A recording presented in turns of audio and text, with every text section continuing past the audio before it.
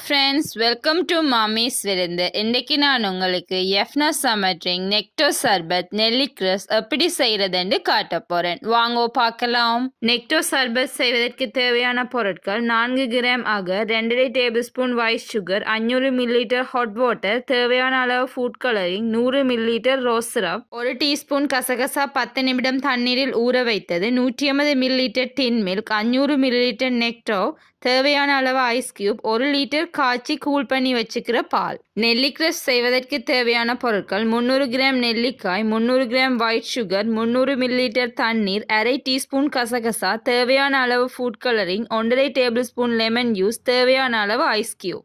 முதல்ல ஜெலியை ரெடி பண்ணுவோம். அதுக்கு பேனில் அகரை போட்டு சுடுதண்ணி விட்டு 10 நிமிஷம் மூடி விடுங்க. இப்போ 10 நிமிஷம் ஆகிட்டு அடுப்பை ஆன் பண்ணி ஜெலியை காய்ச்சுவோம்.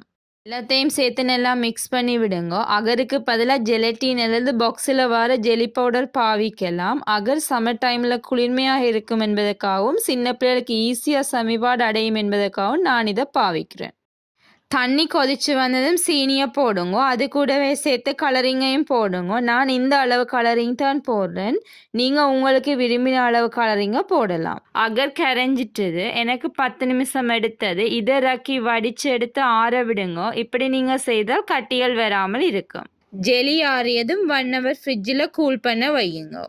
அடுத்து அளவான பாத்திரத்தை எடுத்து அதில் பாலை விடுங்க. நான் இந்த பாலை இரவு காய்ச்சி ஆற விட்டு ஃப்ரிட்ஜில் வச்சு எடுத்தேன். நான் சர்பத் கரைக்கும் போது ஃபுல் ஃபெட் உள்ள பால் தான் பாவிக்கணும். அப்போ தான் சர்பத் நல்ல டேஸ்ட்டாக வரும். டின் மில்கை விடுங்க. ரெண்டையும் சேர்த்து நல்லா மிக்ஸ் பண்ணுங்க. ரோஸ் சிரப்பையும் நெக்டோவையும் விட்டு சேர்த்து கலந்து விடுங்க. கசகசாவையும் சேர்த்து கொள்ளுங்க. ஃப்ரிட்ஜில் கூல் பண்ண வச்ச ஜெலியை எடுத்து ஒரு பாத்திரத்தில் போட்டு துண்டுகளாக வெட்டி எடுங்க.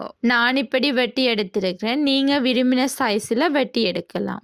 ஜெலியை ஒரேடியாக சர்பத்தில் போடாமல் நீங்கள் குடிக்கிற டைமில் மட்டும் அளவாக எடுத்து போட்டு குடிக்கலாம். மிச்சத்தை ஃப்ரிட்ஜில் வச்சுட்டு தேவையான டைமில் எடுத்து பாவிக்கலாம். சர்பத்தை ஒரு கிளாஸில் ரெடி பண்ணுவோம். முதல்ல வெட்டி வச்சுக்கிற ஜெலியை போடுங்க. கரைச்ச சர்பத்தை விடுங்க. ஐஸ் கியூப்பை போடுங்க. எல்லாத்தையும் கலந்து விடுங்க. இப்போ சர்பத் ரெடியாகி விட்டது. இனி நாங்கள் நெல்லிக்கிரஸை தயார் பண்ணுவோம்.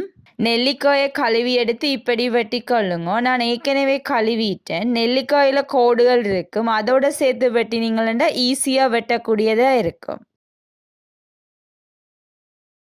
வெட்டி எடுத்த நெல்லிக்காயில் மிக்சியில் போட்டு தண்ணி விடாமல் நல்லா அரைச்சி எடுங்க. அப்போ தான் நல்லா சாறு வரும். இப்போ இது நல்லா அரைப்பட்டு வந்திருக்கு. நெல்லிக்காய் சாறுனா வடியால் வடித்து எடுத்துக்கொள்ளுங்க. இந்த சக்கையை திரும்ப மிக்சியில் போட்டு அரைச்சி எடுத்தீங்களென்றால் இன்னும் கொஞ்சம் சாறு கூட வரும். வடிச்செடுத்த சாறை திரும்பவும் சின்ன கண்ணுள்ள வடியால் வடிச்செடுங்க. அப்போ தான் சக்கையில் ஏதும் இருந்தால் வரும். அடுப்பை ஆன் பண்ணி பேனில் சீனியை போடுங்க. தண்ணியை விட்டு மிக்ஸ் பண்ணி சீனி கரையும் வரைக்கும் கிளறிக்கொண்டே இருங்க.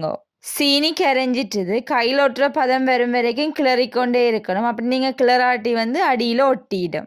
கையில் ஒட்டுற பதம் வந்துட்டுது. இனி நெல்லி சாறை விட்டு சேர்த்து கொள்ளுங்க. நெல்லிக்காயில் நிறைய மருத்துவ குணங்கள் இருக்குது. விட்டமின் சியும் கூட இருக்குது. இதில் கயத்தன்மை இருக்கிறதால பச்சையாக சாப்பிட விரும்ப மாட்டினோம். இப்படி செய்து கொடுத்தால் எல்லாரும் விரும்பி குடிப்பார்கள். லெமன் ஜூஸை விட்டு கலந்து விடுங்க. கலரிங்கை போட்டு சேர்த்து கொள்ளுங்க. எனக்கு கொஞ்சம் கலரிங் காணாமல் இருக்கிறதால திரும்பவும் கொஞ்சம் போடுறேன்.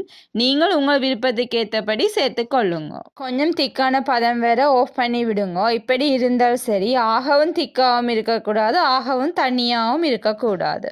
எனக்கு நெல்லி சிரப் செய்ய 35 நிமிஷம் எடுத்தது. நான் 300 கிராம் சீனியை பாவிச்சனால் நீங்கள் இனிப்பு கூட குடிக்க விருப்பம் என்றால் 50 கிராம் சீனியை கூட போடுங்க. இதை ஆற விடுங்க.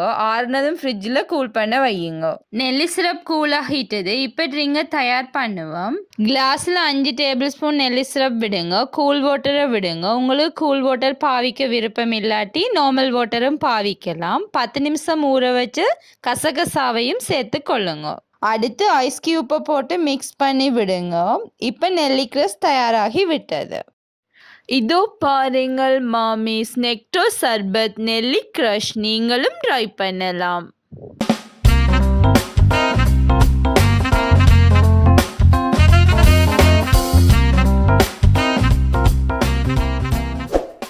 உங்களுக்கு இந்த விருந்து பிடிச்சிருந்தால் இன்னும் விருந்துகள் வேணுமென்றால் லைக் பண்ணுங்க, சப்ஸ்கிரைப் பண்ணுங்க.